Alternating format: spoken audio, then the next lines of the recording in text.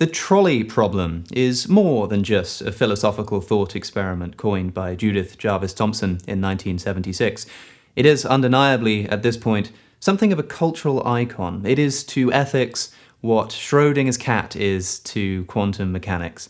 It is, in other words, a little bit of a meme. And in fact, there's a fairly popular Facebook page called Trolley Problem Memes, which catalogues some of the more entertaining and absurd varieties of this famous ethical dilemma. So I thought that I would take a moment to go through some of them and give them, frankly, far more care and philosophical attention than they deserve. Of course, if you're unfamiliar with the original trolley problem, it's rather simple. There is a train hurtling down a track that's about to run over 5 people who are tied up to the track. You have a lever that you can pull, and by doing so, divert the train onto another track where only one person is tied up.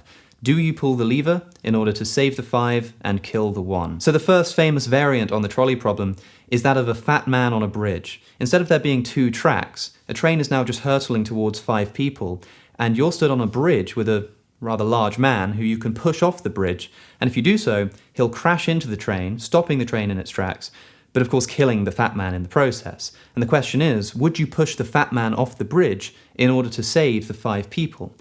Now, many people say that although they would pull the lever to divert the train, killing 1 person instead of 5, they wouldn't push the fat man off the bridge. But that's not particularly interesting, is it, really? Of course, the memes on this page are just memes, but one of the things that makes them so entertaining is that some of them are actually genuinely quite difficult to answer. So let's take a look. Okay, this is just like the original problem. There's a train going towards 5 people and a lever to divert it, and somebody pulls the lever, diverting it into the 1 person because they want to kill the person on the top. He doesn't actually care about saving the other people. And then there's another case. Someone lets the 5 people die because he thinks that pulling the lever is wrong. So the first guy will only kill 1 person because he pulled the lever, but he did it because he just wanted to be involved in killing somebody. The second person doesn't touch the lever at all, ends up allowing 5 people to die, but does so because they think that's the ethical thing to do. And the question is, which situation is more morally good? So many people think in the original trolley problem that it's okay, or maybe even the right thing to do, to not pull the lever. That is, to allow the train to run over 5 people instead of 1. And one reason for this is because by pulling the lever, you're involving yourself in the situation. If you stumble across something about to happen and you allow it to occur, it might be bad or unfortunate, but it can be said that you're not really to blame for that situation. But as soon as you inject yourself into the situation and start directing its results, then you can be held at least partly responsible for some of the outcomes. So now let's come back to the meme. Okay, in the second instance, the person does what we've just discussed, which is says, I'm not going to get involved in this scenario because I don't want to be responsible for anybody's death. So they allow 5 people to die, but they do it because they think that's the moral thing to do. Is that more or less moral than pulling the lever and killing 1 person, saving the 5, but doing so because you want to be responsible for killing someone, just for fun? What I think we might have here is a subtle critique of utilitarianism. Utilitarianism would tell us that whatever results in the least harm is the right course of action. So in the trolley problem, no matter what, as long as 1 person dies instead of 5, that's the correct thing to do. That's the right outcome to be aimed at. The problem here that needs to be unpacked is whether ethics is about mere outcome or whether it's about intention and what a person is trying to do by committing certain kinds of actions. I think we can fairly clearly say that if a person genuinely thinks that the right thing to do is not to get involved and allow the trolley to run over 5 people, it's possible they may have made an ethical mistake, but I don't think we can hold them responsible for it in the way that we can hold somebody responsible for intentionally wanting to kill a person. The person who kills the individual intentionally is a more evil person, a more corrupt person, a less virtuous person. And if you don't believe me, just ask yourself, who would you rather be friends with here? Would you rather be friends with the person who, sure, allowed 5 people to die, but did that because he really thought that was the moral thing to do? Or with the person who saved the 5, but not because he cared about the 5, because he just wanted to kill the 1 person out of a sense of sadistic thrill? And that's why I say that this kind of example can serve as a critique of utilitarianism, because it tells us that the right person or the wrong person doesn't always map on to the person who maximizes or doesn't maximize utility. Sometimes it can be to do with intention or the virtue that a person is espousing. Now, the actual meme asks, is his situation more morally good? That is the situation of the person who pulls the lever more morally good? And I think it would be fair to say that yes, in terms of the situation, this is a better outcome. But if the question were, is that person more moral? I think the question would be an obvious no. Okay, so here we've got the original trolley problem, but this time you're not the person who is holding the lever. If we zoom out a bit, you'll see that we've got a merger of the two original variants with the fat man on the bridge. Now you are stood on the bridge, and you have the ability to push the fat man, which doesn't just prevent the train from running over 5 people, it prevents another person from having to do the trolley problem. The first thing to say here is that it is guaranteed, no matter what, that at least one person is going to die. If you push the fat man, then you know the fat man's going to die. But if you don't push the fat man, there's a chance that person B, by the lever, will not pull the lever and end up killing 5. So by not pushing the fat man, you risk 5 people dying, but by pushing the fat man, you guarantee that only one person will die. The difficulty, of course, is that you're the one who has to involve yourself in the situation in order to guarantee that outcome. One thing that's worth considering here is the psychological effect on the person who has to make the decision. If you don't push the fat man, you're still going to have to go through that trauma of making that decision, but now so is the other person who has to decide whether or not to pull the lever. If you do push the fat man, you probably half or around about half the psychological stress involved in making the decision, which is something to consider. But of course, there does just seem to be intuitively something worse about pushing that fat man off the bridge than pulling the lever. Again, we know this from studies that people are more likely to pull the lever, far more likely, than they are to push the fat man. But it's possible that this is actually totally irrational. This may be a purely emotional response, and if it is, then we should commit ourselves to rationality and say that if the right thing to do is to push the fat man, then despite the psychological stress that it's going to bring me, that's the right thing to do. Let me draw your attention to a study that was conducted at Princeton in 2001, where researchers decided to put people under an MRI scanner while asking them about ethical dilemmas, including the trolley problem. I want you to think again about the original 2 versions of the trolley problem. The first problem being 5 people on the track and you pull the lever to kill 1 instead. The second one being having to push a fat man off a bridge in order to prevent the train from running into 5 people. The mystery of people's responses to these problems is that they seem, rationally speaking, to be the same. In both cases, you either kill 1 person to save 5, or you don't. The only difference is the mechanism you use to kill that 1 person. And what the researchers noticed is that when people were considering personal moral questions, those are the kind of problems that require personal input, like pushing a man off a bridge, people act a lot more emotionally than rationally. That's the part of the brain that's lighting up and informing their actions. For example, one thing that the researchers found is that the people who said that they would both pull the lever and push the fat man took longer to think about the problem than the people who said that they would pull the lever but wouldn't push the fat man. Now, why would that be the case? Well, this is how the researchers interpreted this. They thought that the delay in thinking about the problem indicated that this particular group of people were working to overcome a primary emotional response. And what this would imply is that the people who say, I'd pull the lever but I wouldn't push the fat man, are allowing their emotional impulses to take over their thinking, at least to some degree, whereas the people who said that they would pull the lever and push the fat man are actually thinking about it more rationally. And so if it is the case that the rational thing to do is to consider pulling the lever and pushing the fat man as just as moral as each other, then in this situation, it's probably the right thing to do to push the fat man off the bridge to guarantee that only 1 person dies, rather than risking the, albeit quite small risk, that the person fails to pull the lever and kills the 5 instead. In this trolley problem, 1 person is tied up to a track, and on the other side of the tracks, there's a computer which is stimulating a brain in a vat, and that brain is having the illusion of an experience of being tied up on a train track. Now, crucially in this example, the brain in the vat is hooked up such that if harm comes to the computer, it simulates that harm in this person's simulated reality. So if the computer is mangled up by a train, then the person in the brain in the vat is going to have the experience of being mangled up by the train. So the question is, do you pull the lever? Now, what this meme is getting at, and I can't believe I just said that, what this meme is getting at is the question of whether simulated experiences have the same moral value as real experiences, and whether there really is a difference between these at all. You'll have heard of this brain in a vat example before. It's the basis of the Matrix movie, for example. Most people intuitively think that real experiences have more value than fake ones, even if we don't know that they're fake. Robert Nozick famously provided the thought experiment of the experience machine.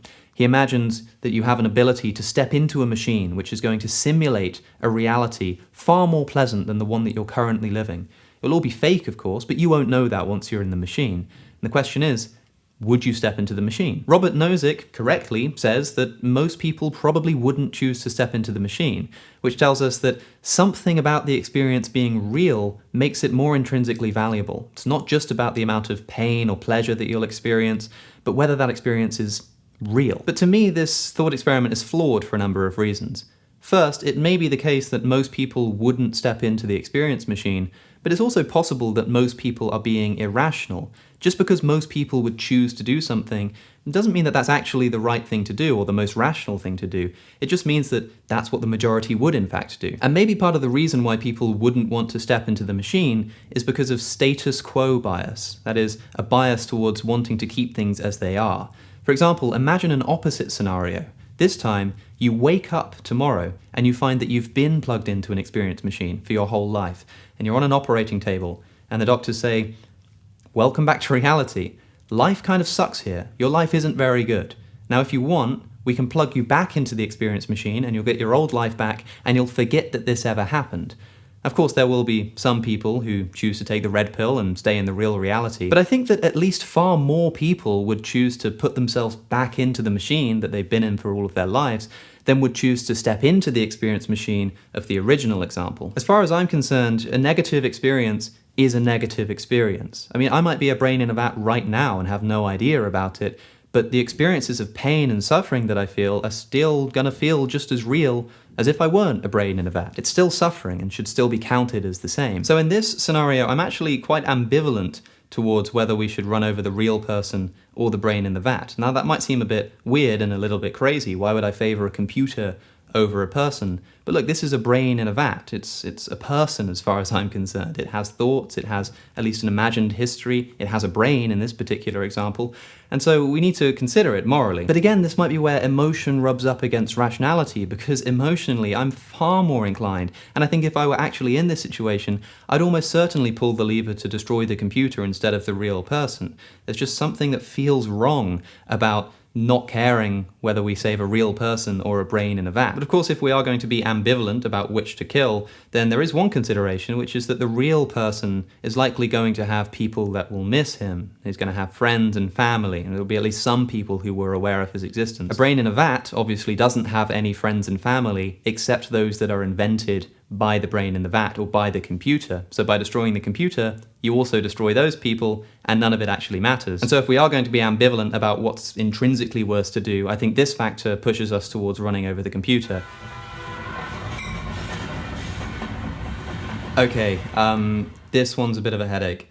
Earlier we had a trolley problem that I think could be interpreted as a critique of utilitarianism. Here we have a critique of deontology. Deontology, of course, is the view that certain things are right and wrong as a matter of principle, not to do with consequence. So the deontologist might think that killing somebody is wrong. Doesn't matter what the consequences are. It's not about balancing the amount of lives that are being saved or anything like that. Actively killing somebody is wrong and so should be avoided regardless of the consequence. But here we have a situation where a train is going down a track, and at the moment it looks like it's going to kill 2 people. And what the person at the lever can do is pull the lever to redirect the train away from the one person on the track.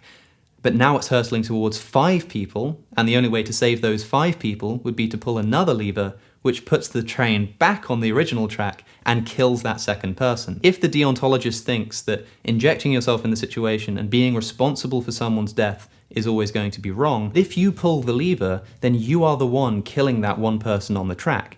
And for a deontologist, killing is going to be wrong regardless of the consequences. If you don't pull the lever, you don't kill somebody. If you do, then you do, and so that's the wrong thing to do. But of course, the intuitive problem here is that that last person is going to die no matter what. But here, the deontologist at the lever has the opportunity to prevent the first person from being killed too. Sure, one person has died instead of 2, but now this person's somehow responsible for this.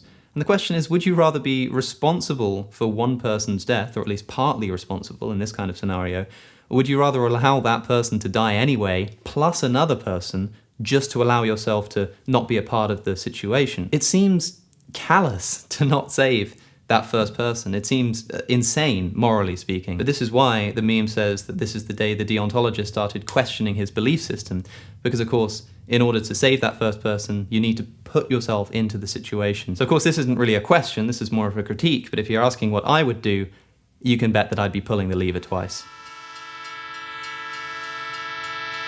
Okay, here we have the original trolley problem again. 5 people on one track, 1 person on the other.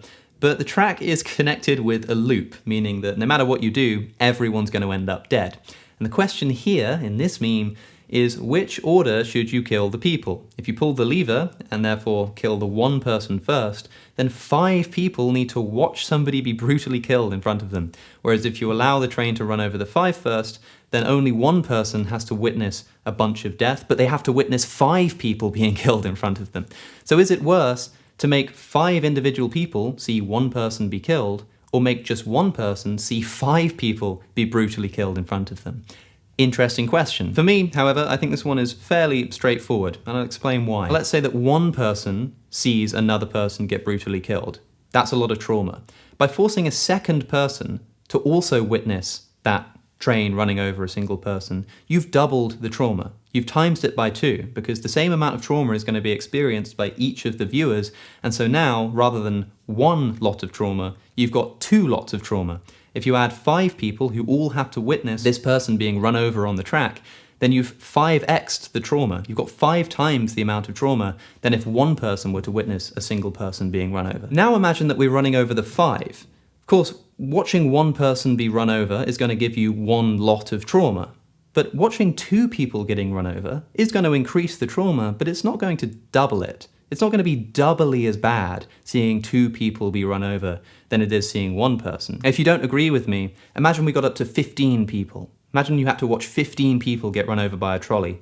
Ask yourself, if we turned 15 into 30, would that double the trauma? It would probably make it worse, but probably by a bit less than actually doubling it. And so, let's imagine the 2 scenarios. If we run over 1 person and force 5 people to watch it, then we've got 5 lots of trauma. If we run over 5 people and force 1 person to watch it, we don't have 5 lots of trauma, because by adding 5 people, you're not timesing the trauma of the 1 viewer by 5, but by slightly less than 5. And therefore I would allow the train to run over the 5 and then run over the 1. One final trolley problem of my own invention that I want to consider is this. Imagine that a trolley is running down a track, and on this track are ISPs, hackers, and big tech. Riding in the trolley is your internet data, and it's about to be violated by these organizations. But by pulling a simple lever, or in this case, pressing a simple button, you're able to reroute your data onto a different track, thereby protecting it against these threats. Well, it turns out that that button actually exists. It's just down there in the description, in fact, and will allow you to get 3 months free of today's sponsor, ExpressVPN. ExpressVPN is a simple app that runs on your computer or smartphone, which at the tap of a button protects your online security when browsing online. If you're browsing on an unencrypted Wi-Fi network, you also run the risk of hackers on that same network stealing your data. But even when I'm using my own Wi-Fi, internet service providers in my country are required by law to keep logs of the websites that I visit. But the good news is that all of this can be avoided by using ExpressVPN. You simply choose a location, pretty much anywhere on planet Earth, that you want to appear as though your data is coming from, and connect. You'll be connected in seconds, and ExpressVPN is also incredibly fast. When I have it on, I don't even notice that I'm using it. It doesn't really slow down my internet speed at all. And by doing this, ExpressVPN will take your online data, reroute it through a separate secure server, and therefore allow you to browse much more anonymously online. And the best part of all is that you can get all of this for 3 months completely for free by simply going to expressvpn.com/cosmic skeptic or using the link in the description. But with that said, I have been, as always, Alex O'Connor. If you like my content, please do consider subscribing. And if you really like the content, you can even become a financial supporter on patreon.com. The link is also in the description. And a big thank you, as always, to my top tier patrons for really keeping this channel afloat. I don't know what I would do without you guys. Thank you for watching, and I'll see you in the next one.